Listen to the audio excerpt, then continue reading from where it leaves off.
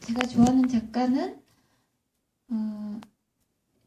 뭐 당연히 많겠죠. 예, 뭐 한 사람만 좋아하진 않을 거고 많고 많이 변해왔고. 근데 제가 소설가가 될 무렵에 제일 크게 이렇게 좋아했던 작가는 밀란 쿤데라고요.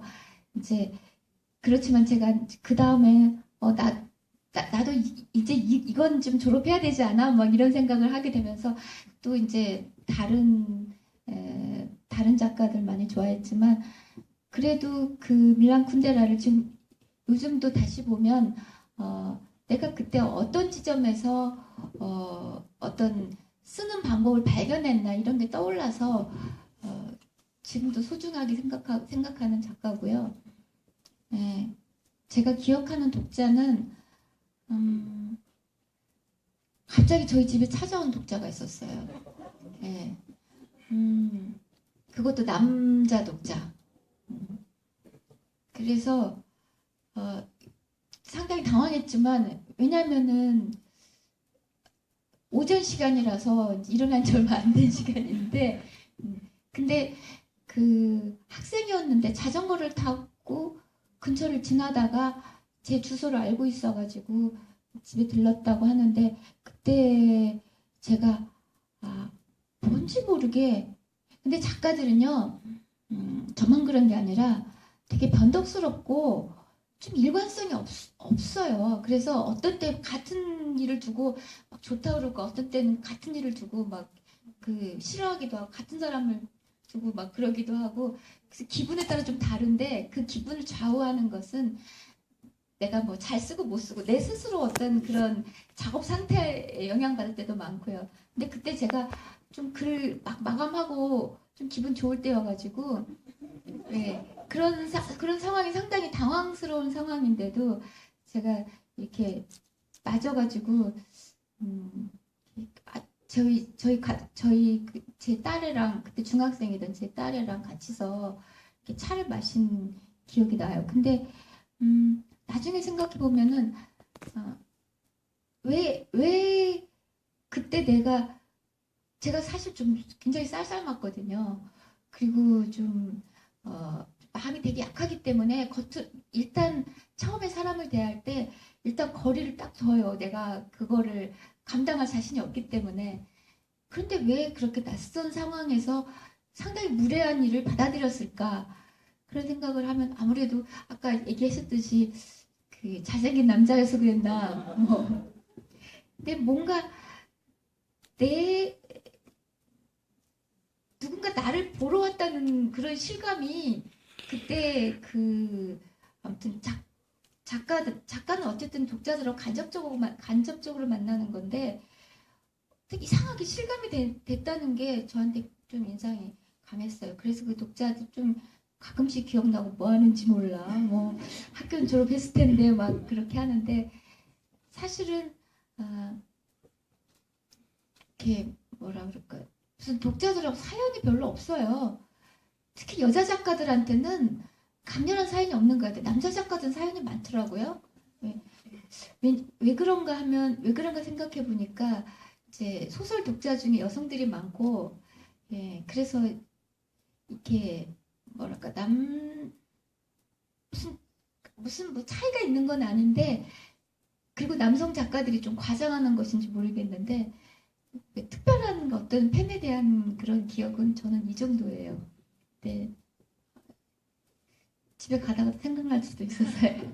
네, 굉장히 특별한 팬이네요. 그냥 무턱대고 집으로 찾아가는데. 선생님 얘기를 들으면서 갑자기 저걸 영화를 만들면 스토커 같은 영화가 되는 걸까? 아니면 로맨틱 코미디가 되는 걸까? 혼자 이렇게 상상을 했다는.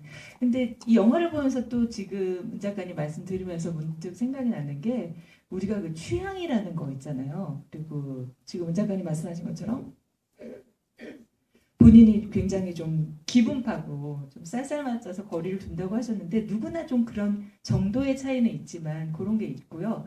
그런 게 조금 가면 아까 어느 분이 말씀해 주신 것처럼 그 동양계 여학생, 자기는 막 그 잉그마르 베르인만 막 이런 거 봐야 되고, 더티 댄싱 막 그때 맨 나중에 막 그거 보면서 울면서 누구한테 말하면 죽여버릴게요.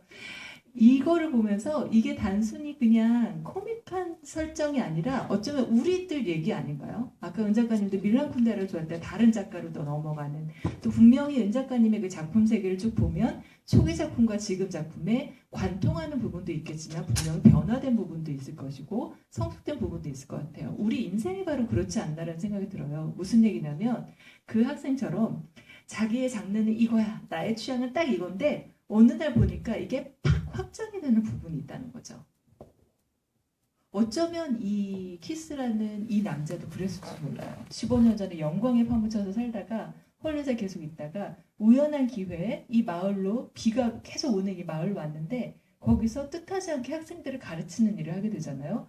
이 남자는 자기의 어떤 인생의 그 스케줄에서 누군가를 가르치고 학생들을 가르친다는 건 없었을 거예요, 아마도. 근데 우연한 기회에 이 남자는 그 공간 그 시간에 거기에 가게 됐고 거기서 누군가를 가르치게 되면서 자기도 모르게 자기를 들여다보게 됐겠죠. 바라보게 됐겠고 누군가를 또 쳐다보게 되겠고 누군가들을 살펴야 되겠고 그러면서 자신의 어떤 삶의 부분이 확장되는 그런 순간을 맞지 않았을까, 그런 생각이 들더라고요. 은 작가님은 글을 쓰시기 때문에 그런 경험이 더 좀 민감하게 있지 않았을까요? 제가 이 영화에서 또 느꼈던 게 제가 소설 속에 이런 문장을 쓴 적이 있어요.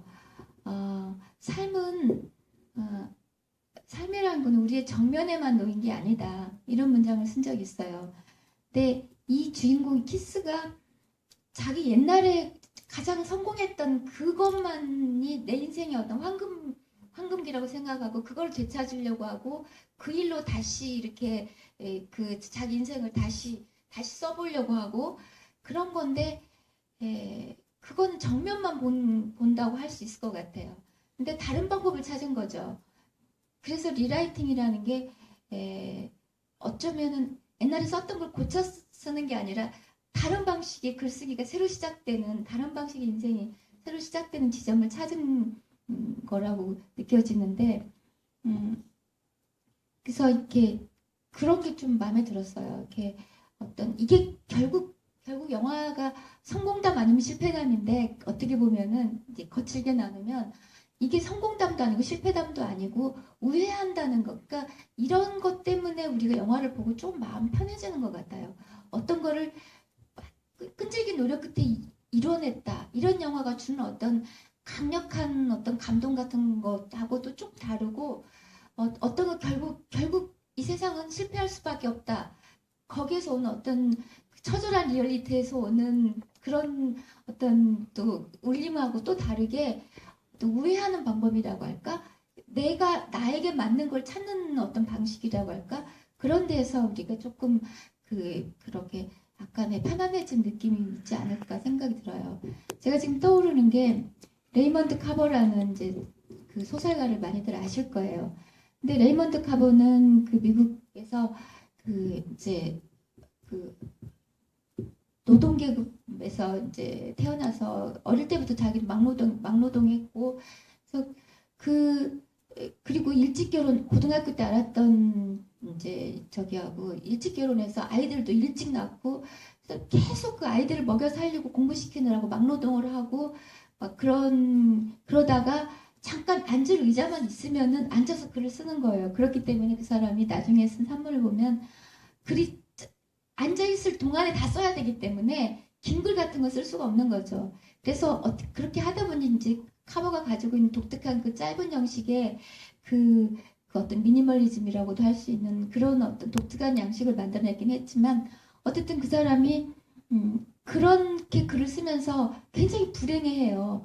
불행해하지만 이제 한 번은 그 산문에 있는데 한 번은 자기가 늦은 시간에 아이들을 뭐 맡아가지고 어디다 데려다 주고 막 정신없이 막 이렇게 하다가 이제 그리고 마지막으로 그 이제 코인 세탁소 가서 빨래를 하려고 이제 빨래를 넣고 이렇게 갑자기 앉으면서 휴 힘든 하루였다 하고서 그 세탁기가 돌아가는 걸 보는데 갑자기 내 인생은 내가 존경하는 작가들의 인생과 너무나 다르구나. 너무나 다르게 나는 비천한 인생이구나. 그런 생각을 하면서 어떻게 생각하냐면은 그냥 내가 나한테 맞는 거를 해야 되겠다 이렇게 생각하는 거예요.